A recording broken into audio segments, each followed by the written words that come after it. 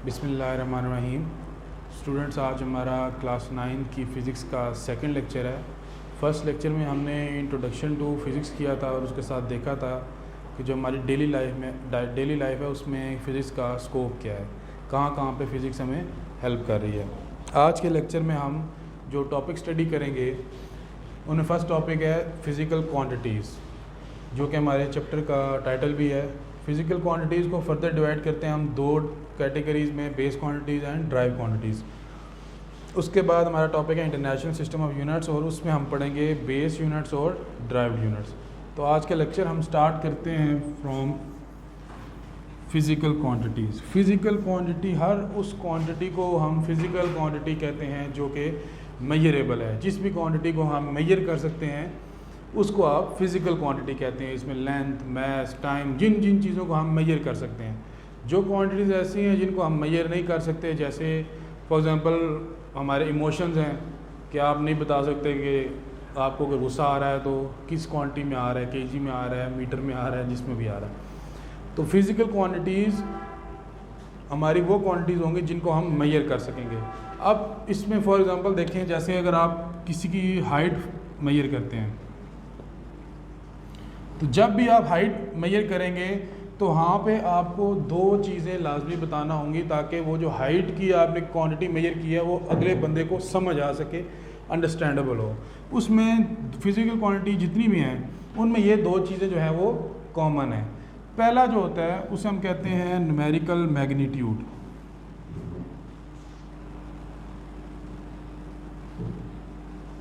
Numerical magnitude का for example, जैसे हमने एक हाइट मेजर की 5 मीटर, हम उसे कहें तो वो जो 5 है उसे हम कहेंगे न्यूमेरिकल मैग्नीट्यूड। जो फिज़िकल क्वांटिटी लेंथ आपने मेजर की है उसका जो 5 है उसको आप बोलेंगे न्यूमेरिकल मैग्नीट्यूड, और जो 7 मीटर आपने बोला है वो उसकी होगी यूनिट। ये जो यूनिट है और ये जो न्यूमेरिकल मैग्नीट्यूड है, ये दोनों एक दूसरे के अलावा, अगर आप इन यूनिट को अलहदा इस्तेमाल करें या न्यूमेरिकल मैग्नीट्यूड को अलहदा इस्तेमाल करें तो इन दोनों को आप समझ नहीं सकेंगे कि आप किस बारे में बात कर रहे हैं।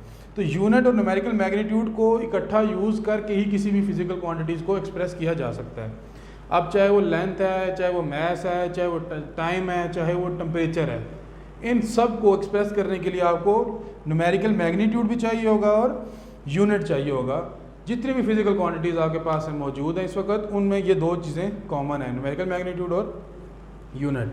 अब जो फिज़िकल क्वांटिटीज़ होती हैं, क्योंकि जो नंबर ऑफ़ फिज़िकल क्वांटिटीज़ है वो बहुत ज़्यादा है, तो हमने कुछ क्वांटिटीज़ को बेस क्वांटिटीज़ का नाम दे दिया, कुछ क्वांटिटीज़ को ड्राइव्ड क्वांटिटीज़ का नाम दे दिया। अब बेस क्वांटिटीज़ वो क्वांटिटीज़ हैं जिनको यूज़ करके हम ड्राइव्ड क्वांटिटीज़ को एक्सप्रेस करते हैं, और ड्राइव्ड क्वांटिटीज़ वो क्वांटिटीज़ हैं जिनको हम in terms of base quantities express करते हैं। या फिर आप इसको ये भी कह सकते हैं कि बेस क्वांटिटीज़ वो कुछ 7 एक्चुअली वो क्वांटिटीज़ हैं, 7 क्वांटिटीज़ टोटल, जो कि आपका एक बेस बनाती हैं आपके पास फिज़िकल क्वांटिटीज़ का। वो 7 फिज़िकल क्वांटिटीज़ हैं जिनको हम बेस कहते हैं। उनमें आपके पास length, mass, time, temperature, amount of substance, electric current,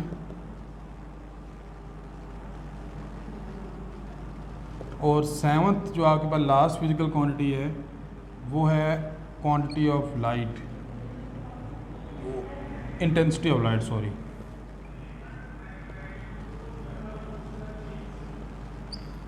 intensity of light. ये 7 बेसिक फ़िज़िकल क्वांटिटीज़ हैं जिनको यूज़ करके आपने बाकी जितनी भी फ़िज़िकल क्वांटिटी एग्जिस्ट करती हैं उनको आप एक्सप्रेस करेंगे। ये जो बेस क्वांटिटीज़ हैं इनको एक्सप्रेस करने के लिए आपको किसी और बेस क्वांटिटी की ज़रूरत नहीं होती। ये सारी की सारी जो है ये इंडिपेंडेंट क्वांटिटीज़ भी आप इन्हें कह सकते हैं, क्योंकि ये किसी और क्वांटिटी के ऊपर डिपेंड नहीं करती है अपने एक्सप्रेशन के लिए। जैसे आपके पास लेंथ है तो लेंथ में आप सिंपली मीटर यूज़ करेंगे, लेंथ की यूनिट होती है तो आप लेंथ मेजर करेंगे। लेंथ मेजर करने के लिए आपको टाइम या टेम्परेचर की ज़रूरत नहीं है। इस तरह टेम्परेचर मेजर करने के लिए आपको किसी और क्वांटिटी की ज़रूरत नहीं है। तो ये जो बेस क्वांटिटीज़ होती हैं अब इन्हीं बेस क्वांटिटीज़ को आप मल्टीप्लाई या डिवाइड करेंगे, इनका जो आप ड्राई क्वांटिटीज़ फाइंड करेंगे, जैसे आपके पास ड्राई क्वांटिटी है जिसको आप कह सकते हैं एरिया, ये एरिया आपके पास ड्राइड क्वांटिटी, एक फिजिकल क्वांटिटी, एरिया को आप मेजर कर सकते हैं। लेकिन ये जो एरिया है ये इंडिपेंडेंट क्वांटिटी नहीं है, ऐसा नहीं है कि आप एरिया को डायरेक्ट मेजर करें। एरिया को मेजर करने के लिए आपको बेस क्वांटिटी की हेल्प लेनी पड़ती है जो कि है लेंथ। एरिया किसी भी चीज़ का, जैसे हम लेते हैं सपोज एक स्क्वायर है, तो स्क्वायर का एरिया क्या होता है कि एक साइड की लेंथ को आपने किसी भी दूसरी साइड की लेंथ से मेजर, क्योंकि सारी साइड की जो लेंथ होती है वो सेम होती हैं, तो आपने किसी भी दो साइड की लेंथ को आपस में मेजर कर रहे हैं। अब देखिए एरिया को एक्सप्रेस करने के लिए आपने लेंथ का सहारा लिया, लेंथ को 2 दफ़ा मल्टीप्लाई किया तो आपके पास एरिया आ गया। अब जो लेंथ की यूनिट होती है वो होती है मीटर, तो एरिया की यूनिट यहाँ पे बन जाएगी मीटर स्क्वायर। इसी तरह अगर आप किसी चीज़ का वॉल्यूम लेना चाहते हैं, सपोज आपके पास एक क्यूब है, तो अब इस क्यूब का अगर आप वॉल्यूम फाइंड करना चाहते हैं तो वो वॉल्यूम फाइंड करने के लिए आपको क्या करना पड़ेगा, 3 साइड्स की लेंथ को आपस में मल्टीप्लाई करना पड़ेगा। आपके पास एक एक्स एक्सिस वाली साइड, वाई एक्सिस वाली साइड और जेड एक्सिस वाली साइड। तो अब देखें यहाँ पे आपने फिजिकल क्वांटिटी को एक्सप्रेस कर रहे हैं वॉल्यूम, लेकिन उस फिजिकल क्वांटिटी वॉल्यूम को एक्सप्रेस करने के लिए आपने बेस क्वांटिटी लेंथ की हेल्प ली है। 3 साइड्स की लेंथ को मल्टीप्लाई किया तो आपके पास आ गया वॉल्यूम, तो इसकी यूनिट बन जाएगी मीटर क्यूब। इसी तरह और भी फिजिकल क्वांटिटीज़, जैसे आपके पास फोर्स है, आपके पास वेलोसिटी है, ये सारी ऐसी फिजिकल क्वांटिटीज़ हैं जिनको एक्सप्रेस करने के लिए, शो करने के लिए आपको बेस क्वांटिटीज़ का सहारा लेना पड़ता है। बेस क्वांटिटी को यूज़ के बगैर आप इनको एक्सप्लेन नहीं कर सकते।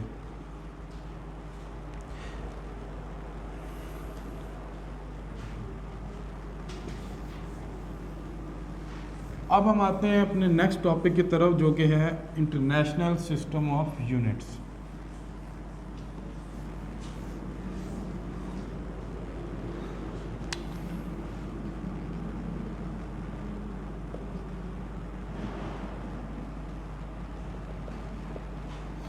ये 2 वर्ड्स हैं, मेजरिंग एंड काउंटिंग। अगर देखा जाए तो मेजरिंग एंड काउंटिंग का जो मीनिंग है वो सेम ही नज़र आता है कि मेजरिंग में भी आप किसी चीज़ को काउंट ही कर रहे हैं और काउंटिंग में भी आप काउंट कर रहे हैं, लेकिन मेजरिंग और काउंटिंग जो है ये 2 बहुत डिफरेंट आपके पास ऑपरेशंस हैं। मेजरिंग जब आप करते हैं, जब आप काउंटिंग करते हैं तो काउंटिंग आप इसे कह सकते हैं कि ये आपके पास एब्सोल्यूट टर्म है। एब्सोल्यूट का मतलब ये होता है कि जब आप काउंटिंग करते हैं तो आप किसी की और चीज़ के साथ कंपेयर नहीं करते, यानी कि आपने जब 1 2 3 4 5 किया तो वो आपको एब्सोल्यूट वैल्यूज होती हैं, जो चीज़ें आपके पास पड़ी हुई हैं वो 1 2 3 4 5 हैं। उसके लिए आपको उन चीज़ों को किसी और चीज़ से कंपेयर करने की ज़रूरत नहीं है। लेकिन मेजरिंग में क्या होता है, मेजरिंग आप जब भी किसी चीज़ की मेजर करेंगे तो वो रिलेटिव होगी, किसी और चीज़ के रिलेटिव। जो मेजरिंग होती है वो रिलेटिव क्वांटिटी है या रिलेटिव टर्म है। जब भी आप मेजर करेंगे तो आपको ज़रूरत पेश आती है कि आप कंपेयर करें अपनी उस फिज़िकल क्वांटिटी को किसी स्टैंडर्ड के साथ। जैसे अगर आपने मास फाइंड करना है, सपोज़ आपके पास एक बॉडी है और आप उसका मास फाइंड करना चाहते हैं, तो कभी भी आप इसका एब्सोल्यूट मास नहीं फाइंड कर सकते इस बॉडी का। ये हमारे पास कोई मेथड ऐसा है ही नहीं, इसका एब्सोल्यूट मास फाइंड हो ही नहीं सकता। इसका मास फाइंड करने का तरीकाकार क्या होगा कि आपने एक और बॉडी लेनी है जिसका मास आपके पास नोन होगा, पहले से आपको पता होगा कि इस बॉडी का मास इतना है। आप इन दोनों को कंपेयर करेंगे तो उससे आपको अंदाज़ा होगा कि इस बॉडी का मास इस बॉडी जितना है, बॉडी से कम है, ज़्यादा है। तो आपने क्या किया, इस बॉडी का मास फाइंड करने के लिए इसको कंपेयर किया किसी और ऐसी बॉडी के साथ जो इसका मास आपको पहले से नोन था। तो ये आपके पास हो गया रिलेटिव मास। तो जो मेजरिंग है आपने वो रिलेटिव, जैसे आपके पास आप एग्जांपल ले लेते हैं मिल्क की। मिल्क को हम मेजर करते हैं लीटर्स के अंदर। अब जो ये लीटर यूनिट है ये भी रिलेटिव यूनिट है। ऐसा नहीं हो सकता कि आप मिल्क की कोई क्वांटिटी किसी रैंडम कंटेनर के अंदर उठाएं और आप बोल दें कि ये 1 लीटर है। लीटर जो है वो हमने पहले से ही डिफाइन कर दिया कि ये आपके पास एक क्वांटिटी है सपोज एक कंटेनर है ये वाला, इसके अंदर जितना भी मिल्क आएगा वो आपके पास 1 लीटर होगा। तो आपने मिल्क को relative to this container measure किया है। अगर ये कंटेनर ना हो, कोई और कंटेनर हो, तो आपको कभी भी नहीं पता लग सकता कि ये मिल्क 1 लीटर है, 2 लीटर है, हाफ लीटर है, कितना है। तो अगर आपने इसको मेजरमेंट लेनी है, मिल्क को मेजर करना है, तो आप क्या करेंगे, एक पहले से तयशुदा स्टैंडर्ड के अगेंस्ट इसको कंपेयर करेंगे। आपको उससे अंदाज़ा होगा कि आपने जो क्वांटिटी मिल्क आपके पास है, अगर वो 1 लीटर का कंटेनर है तो क्या वो 1 लीटर से कम है, 1 लीटर से ज़्यादा है, या अगर वो कंटेनर फुल भर जाए तो वो 1 लीटर होगा। तो इसी तरह ये जो रिलेटिव क्वांटिटीज़ होती हैं जितनी भी, इनके लिए सबसे ज़रूरी चीज़ है स्टैंडर्ड का, कि स्टैंडर्ड हो ताकि हम उनको उससे कंपेयर करके फिर आप जो भी दूसरी क्वांटिटी जिसकी हमने मेजरमेंट करनी है, जिस ऑब्जेक्ट की, उसको हम मेजर कर सकें। तो आफ्टर फिक्सिंग अ स्टैंडर्ड,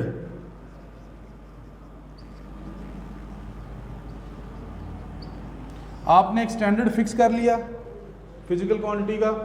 अब उसके बाद जो भी अननोन क्वांटिटी आप उसके साथ उसको कंपेयर करेंगे और उसकी आपके पास मेजरमेंट आती जाएगी।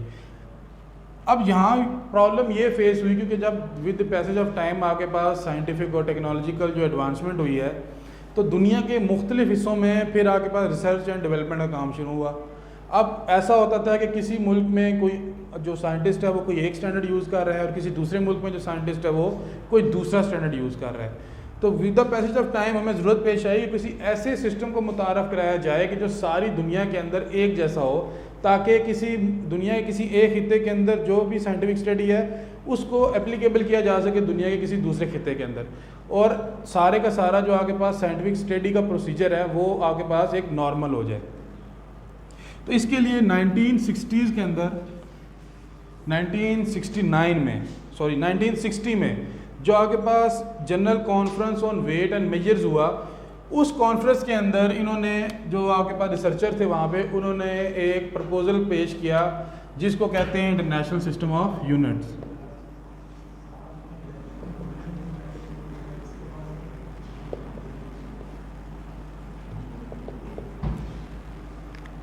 यानी कि रिसर्चर्स ने कुछ स्टैंडर्ड्स पेश किए और साथ ये सजेस्ट किया कि अब दुनिया में जहाँ कहीं भी आप साइंटिफिक स्टडीज़ करेंगे वहाँ पे यही स्टैंडर्ड यूज़ होंगे। तो इसको उन्होंने नाम दिया इंटरनेशनल सिस्टम ऑफ यूनिट्स। इसके अंदर उन्होंने क्या किया कि जो आपकी 7 बेस क्वांटिटीज़ हैं उनकी यूनिट्स को फिक्स कर दिया। जैसे कि आपके पास लेंथ है, अब लेंथ को आप मीटर में भी मेजर कर सकते हैं, फीट में भी मेजर कर सकते हैं, इंचज़ में भी मेजर कर सकते हैं, लेकिन SI जो है आपके पास इंटरनेशनल सिस्टम ऑफ यूनिट्स, उन्होंने बोला कि आपने लेंथ की जो यूनिट है वो मीटर यूज़ करनी है, जिसको स्मॉल m से रिप्रेजेंट करते हैं। इसी तरह मैथ जो था उसकी भी डिफरेंट यूनिट्स जो थी, डिफरेंट स्टैंडर्ड जो थे सारी दुनिया के अंदर यूज़ हो रहे थे। तो SI यूनिट ने जो आपके पास सिस्टम इंटरनेशनल है, उन्होंने जो स्टैंडर्ड सेलेक्ट किया वो उन्होंने किया किलोग्राम या kg। अब थर्ड आपके पास जिस तरह टाइम है, टाइम के लिए भी कहीं पे आवर्स में कैलकुलेशन हो रही है, कहीं पे मिनट्स में कैलकुलेशन हो रही है, कई जगह पे सेकंड में कैलकुलेशन हो रही है। तो जो SI यूनिट के अंदर स्टैंडर्ड फिक्स किया गया उसको कहते हैं सेकंड, जिसको स्मॉल s से रिप्रेजेंट करते हैं। इसके बाद जो आपकी यूनिट आ रही टेम्परेचर। अब टेम्परेचर की 4 यूनिट्स हैं जो दुनिया में इस वक्त यूज़ हो रही हैं। उसमें आपके पास सेंटीग्रेड है, फ़ारेनहाइट है, केल्विन है और रैंकी है। लेकिन जो सिस्टम इंटरनेशनल ने यूनिट सेलेक्ट की एज अ स्टैंडर्ड वो थी केल्विन, जिसको स्मॉल k से रिप्रेजेंट करते हैं। आगे आ जाते हैं अमाउंट ऑफ सब्सटेंस।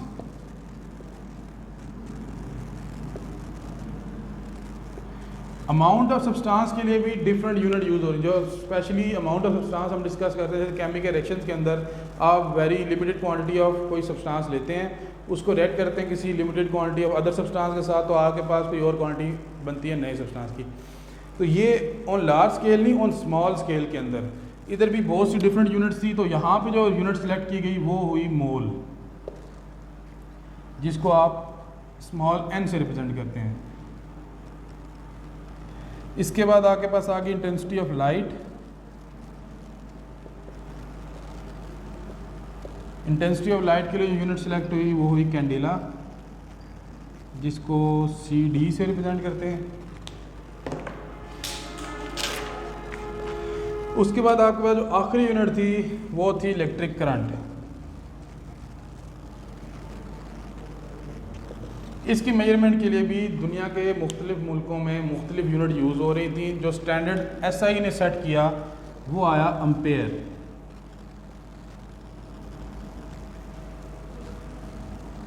इसको हम कैपिटल A से रिप्रेजेंट करते हैं।